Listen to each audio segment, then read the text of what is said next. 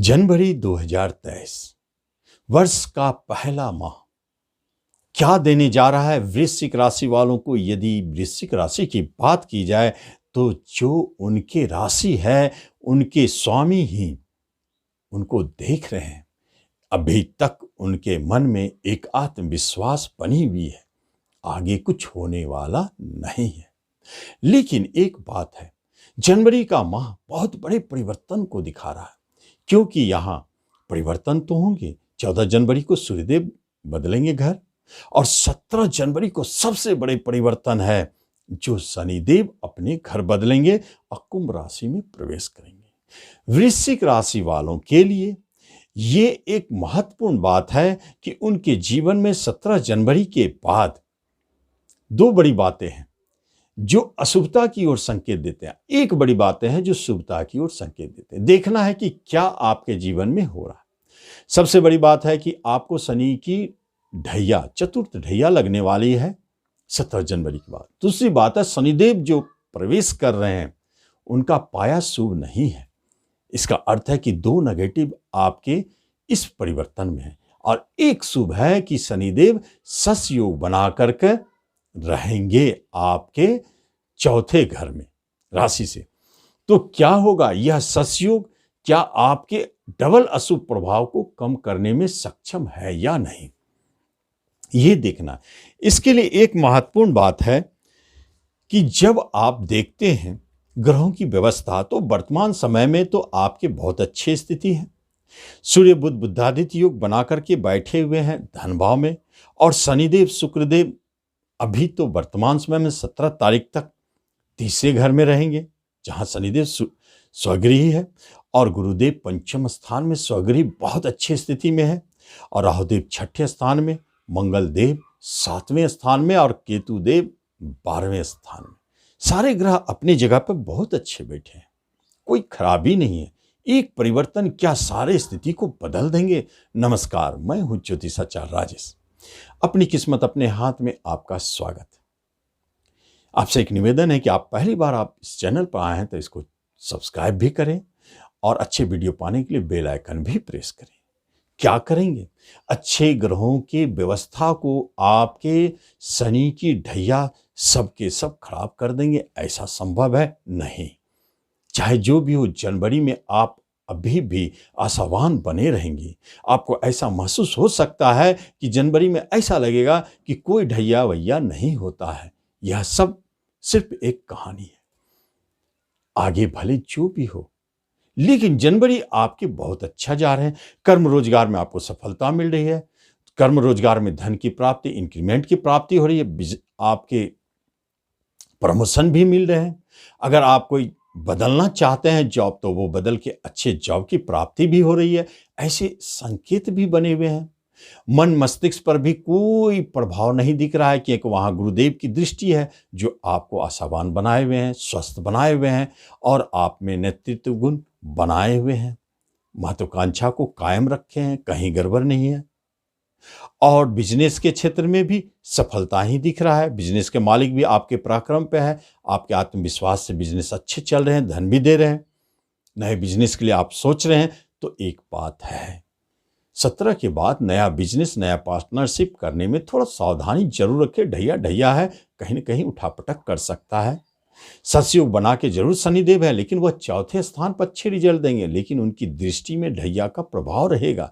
इसलिए दृष्टि आपके कर्म स्थान पे है तो परेशानी तो कर सकते हैं रोजी रोजगार में, इसलिए थोड़ा सतर्क रहें, ढैया को भी नजर में रखें। इसलिए नए बिजनेस पार्टनरशिप में थोड़ा सावधानी रखें। पुराने को आप संभालते रहें, उसे ही अच्छा करें।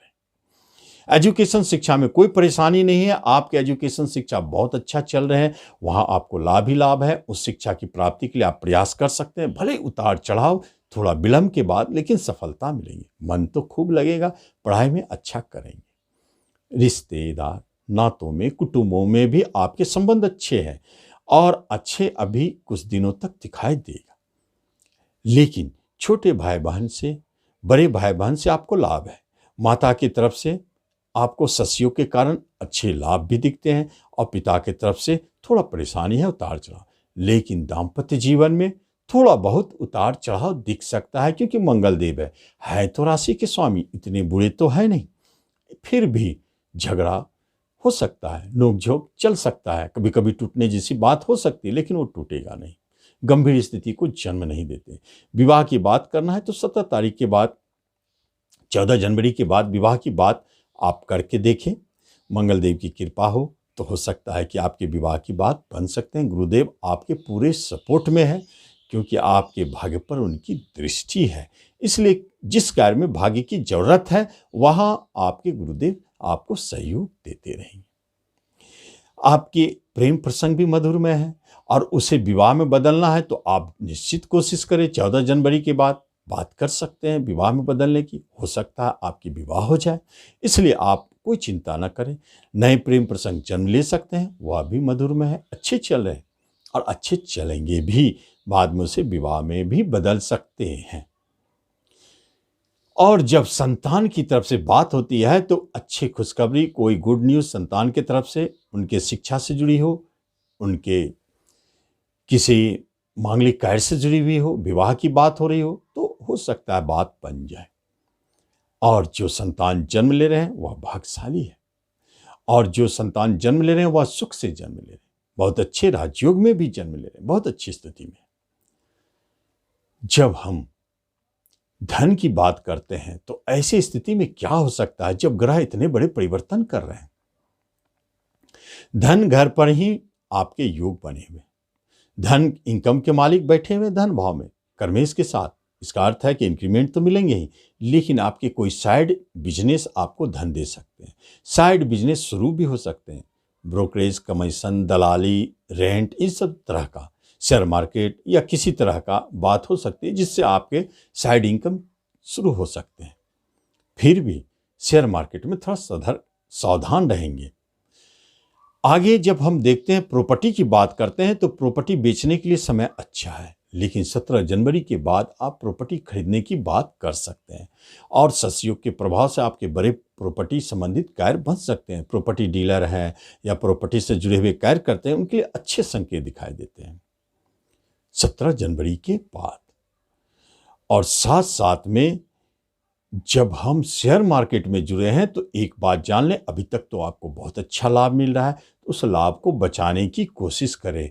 नहीं तो ऐसा हो सकता है कि 17 जनवरी के बाद, ढैया के बाद, कुछ ऐसी स्थिति उत्पन्न हो सकते हैं कि आपके लाभ शेयर मार्केट खींच ले। इसलिए आप बहुत सोच समझकर शेयर मार्केट में 17 जनवरी के बाद काम करें, वहां सावधानी रखें। हेल्थ वाइज यदि देखा जाए तो आपके हेल्थ बहुत अच्छे हैं, कोई परेशानी नहीं है, सब अच्छे चल रहे हैं। मन प्रसन्न है, उत्साह बनी हुई है, रोगों से मुक्त है। जब आपके राशि पर और भाग्य पर गुरु की दृष्टि है, तीनों त्रिकोण अगर कंट्रोल में है, तो फिर आपसे भाग्यशाली कौन है। आप रोग मुक्त है, अच्छे बुद्धि विवेक ज्ञान के साथ हैं, भाग्य साथ दे रहा है, जिस काम को कर रहे हैं आप सफल हो रहे हैं। हेल्थ भी साथ दे रहा है, रोग से भी बचे हुए हैं, अचानक आने वाले रोग भी आपको प्रहार नहीं करेंगे। हर स्थिति नॉर्मल दिख रहा है। कोई टेंशन परेशानी है तो वह हटता हुआ दिखता है, कोई दिक्कत नहीं। छठे घर का राहु देव आपको मुकदमे में हारने नहीं देंगे। कहीं सजा की बात हो रही है तो 17 तक अगर होती है तो आप बचे। 17 के बाद थोड़ा भय है, वहां मुकदमे में और सजा में हारने के डर बने हुए। और जो योगी है, संत है, उन्हें मोक्ष योग बने हुए हैं, मोक्ष प्राप्ति के योग है। उनके अध्यात्म में जीवन में गति मिलेंगे। जो रहस्यों की खोज में लगे हैं उन्हें सफलता मिलेंगे। अध्यात्म, ज्योतिष, तंत्र मंत्र, वैज्ञानिक रिसर्च करने वाले, इन सब के लिए सफलता देने वाले केतुदेव 12वें में बैठे हुए हैं, इसलिए उन्हें सफलता प्राप्ति होगी, मोक्ष प्राप्ति होगी। ज्ञानियों को अध्यात्म और साधु और महात्माओं को ये स्थिति बनी हुई है। तो इस तरह हम देखते हैं वृश्चिक वालों के राशिफल क्या कहते हैं। लेकिन 17 जनवरी के बाद एक बात जरूर ध्यान दें, जैसे शनि की ढैया आपको लगता है तो आप, मेरे एक चैनल है अनोखा सूत्र, वहां जाकर के शनि की ढैया या शनि की 7.5 सर्च करके उसमें से कोई 3 उपाय को चुन ले और आप उस 3 उपाय को जो आपके लिए एकदम फिट बैठता हो उसे आप करना शुरू कर दे 17 जनवरी के बाद।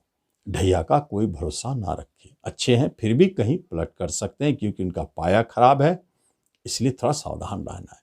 तो उपाय करके आप अपने ढैया से बहुत हद तक रिलीफ पा सकते हैं और अपने इस जीवन को अच्छी तरह से निकाल भी सकते हैं, परेशानियों को कम कर सकते हैं, बच सकते हैं। बहुत अच्छी स्थिति को दिखाई देता है।